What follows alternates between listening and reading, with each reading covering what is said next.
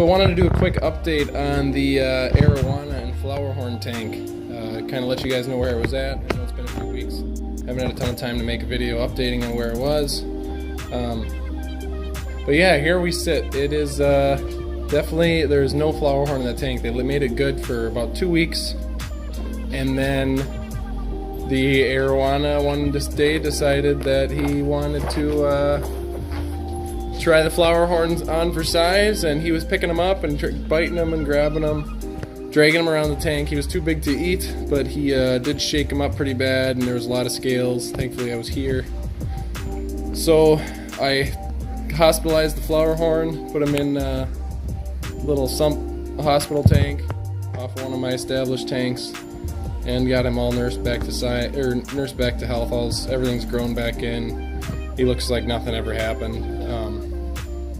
And then yeah, the Arowana all by himself again. I did decide to do a little bit of plants in this tank and kind of rescape it just low and simple, where it wasn't in his way to obstruct the Arowana swimming at all. And then I just put a bunch of little danios and guppies just to have something small moving around. There's some ghost shrimp running around in there. I might put some Neocardenia shrimp in there as well. Just something moving around to look at.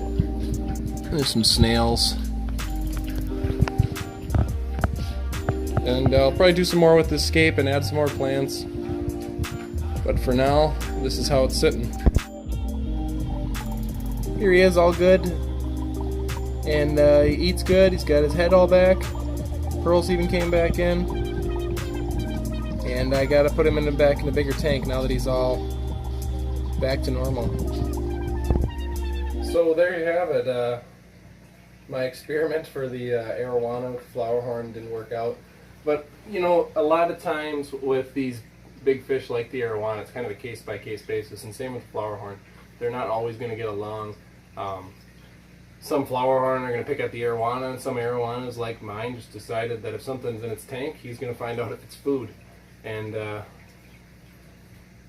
it's not food. And it was too big for him to eat, but he was just, I think he gets bored, and he was just finding something to do, and he would just harass it, and he kept picking on it.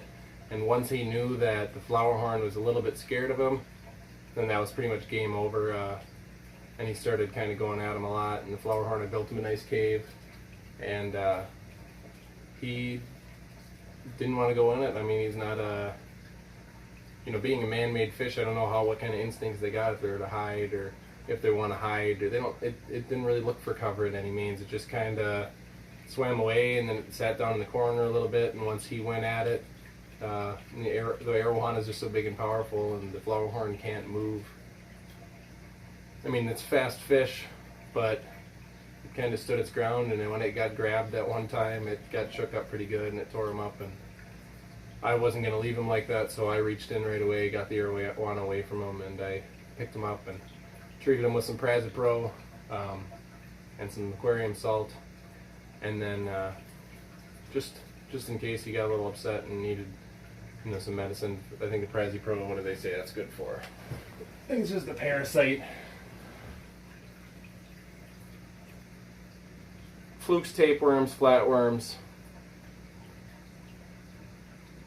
You know, it just kind of helps with parasites. Anything he would picked up just due to being stressed out. I didn't want to have any of that issue, and then I was putting him in a sump of an already established tank, and I did not want him getting any of the other fish sick while he was healing, so I just thought it'd be a good idea to dose the tank with a little bit of medicine, some Aquarium salt, and yeah, he's made a good recovery. Took about a week for him to be back to normal, eating 100% back to the same personality, and then now he's 100% back to the same fish, so I'm glad there was no permanent damage.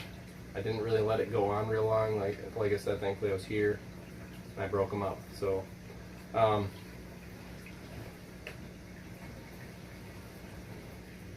yeah, that's that.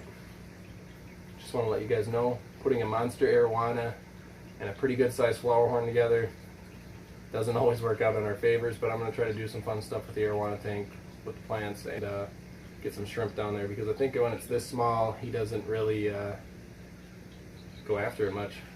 Kind of seems like a waste of energy to try to eat something like one piece of cereal or something. It'd be like Are you going to go out of your way to eat one Cheerio you see out on the floor somewhere? I'm not. So,